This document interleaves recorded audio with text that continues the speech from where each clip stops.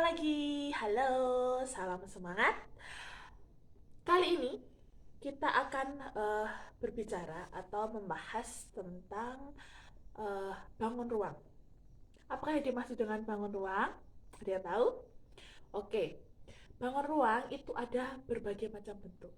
Nah, salah satu contohnya, nah ini saya punya, ini disebut dengan toples ya, yang biasa kalian lihat ya kan, toples. Oke, toples. Nah, toples ini adalah salah satu bentuk dari contoh ya, salah satu contoh dari bangun ruang.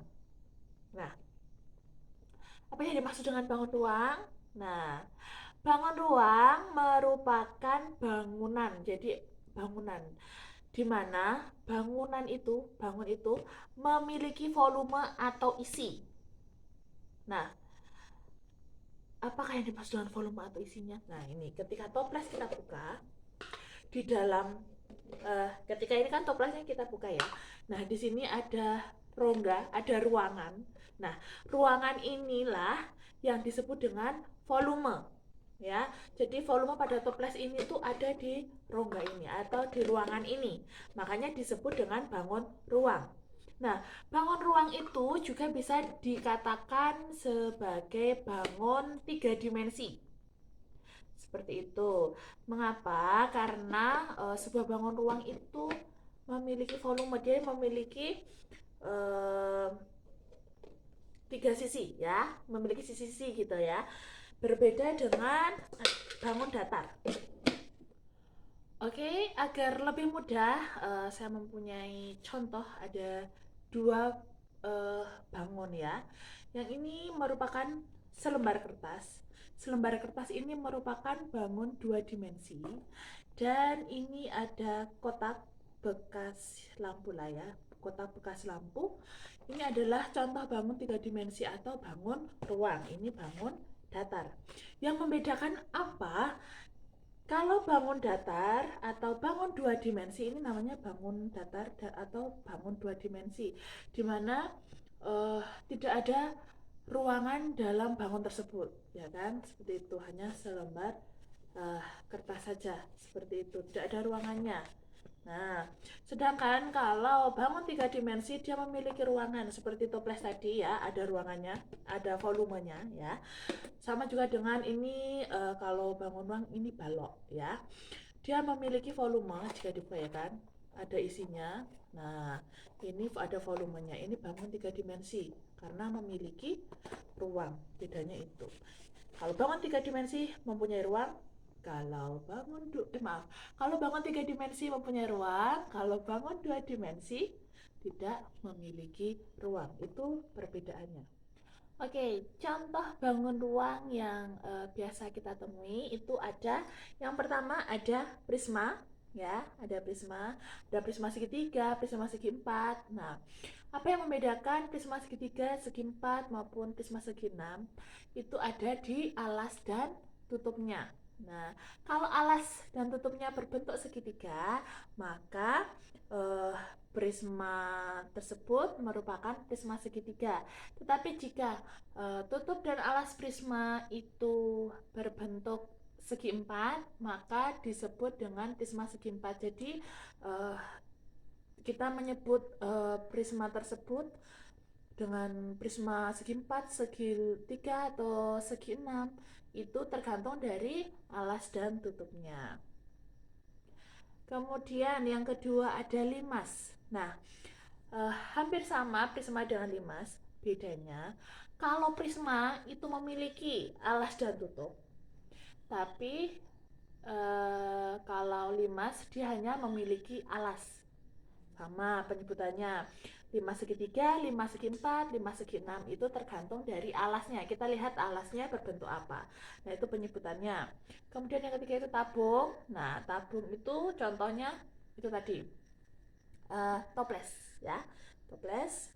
Kemudian ada kerucut ya, seperti ini bentuk kerucut. Dan bangun yang terakhir ini adalah bola. Jadi bola juga merupakan salah satu contoh dari bangun ruang yang biasa kita temui di kehidupan sehari-hari. Pada dasarnya, bangun ruang sendiri dapat dikategorikan menjadi dua kategori, yaitu bangun ruang sisi datar dan bangun ruang sisi lengkung. Bangun ruang sisi datar merupakan bangun ruang dengan sisi yang berbentuk mendatar. Nah, bangun ruang sisi datar ini meliputi balok, prisma, limas, dan kubus. Jadi sisinya itu datar. Sedangkan bangun ruang sisi lengkung itu adalah bangun ruang yang sisinya terbentuk dari sisi yang melengkung. Nah, contohnya itu ada bola, tabung, dan juga kerucut.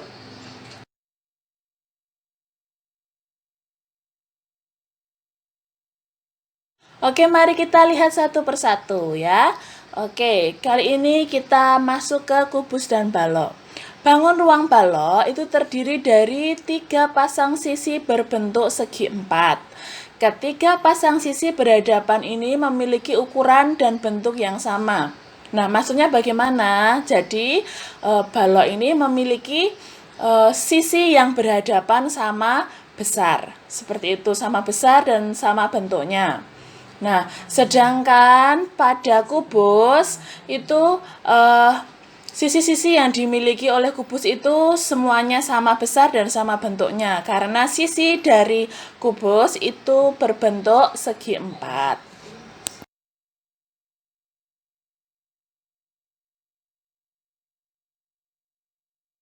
Oke, lanjut kita ke bangun yang selanjutnya, yaitu prisma.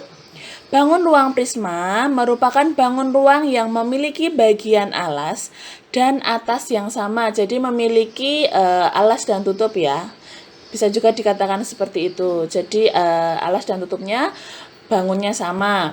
Ya, ada segi 3, segi 4, segi 6, segi 8. Nah, tergantung penyebutannya bentuk alas dan tutupnya itu apa.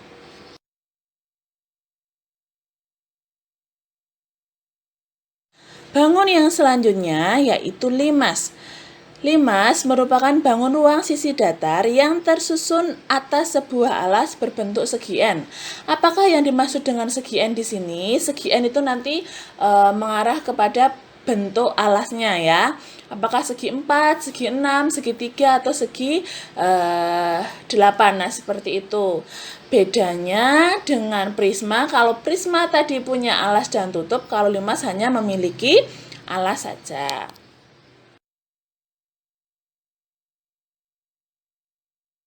Lanjut ke bangun ruang selanjutnya, yaitu tabung.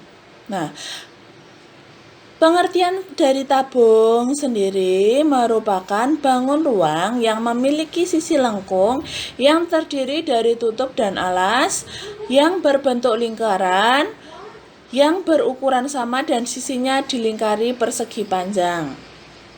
Ya, jadi selimut tabung, kalian bisa lihat gambar tersebut kan ada selimut tabung. Nah, selimut tabung itu jika diambil atau dilepas, dia selimut ini berbentuk persegi panjang.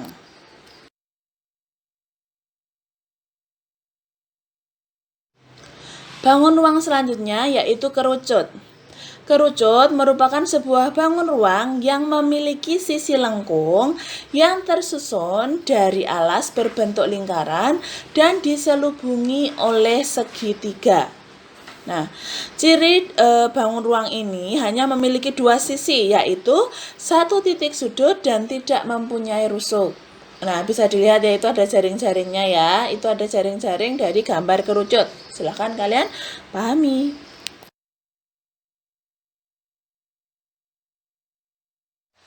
Bangun ruang yang terakhir adalah bola. Nah, bola itu adalah sebuah bangun ruang yang hanya dibatasi oleh satu bidang lengkung. Nah, Bola juga dapat diartikan sebagai setengah lingkaran yang diputar mengelilingi garis tengahnya. Nah, ciri-ciri bangun ruang bola, ia tidak memiliki rusuk, tidak memiliki titik sudut, diagonal bidang, dan bidang diagonal. Sedangkan sisi pada bola itu disebut dengan dinding. Komponen yang khas ada dalam bangun ruang bola adalah adanya jari-jari dan diameter.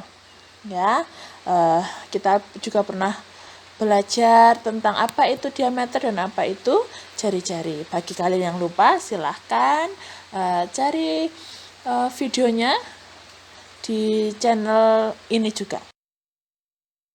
Oke, terima kasih atas partisipasi kalian dalam menonton video ini ya, dalam kegiatan belajar kita. Semoga apa yang saya sampaikan dapat bermanfaat bagi kalian yang belajar di rumah. Salam sehat, tetap semangat. Sampai jumpa di video yang selanjutnya.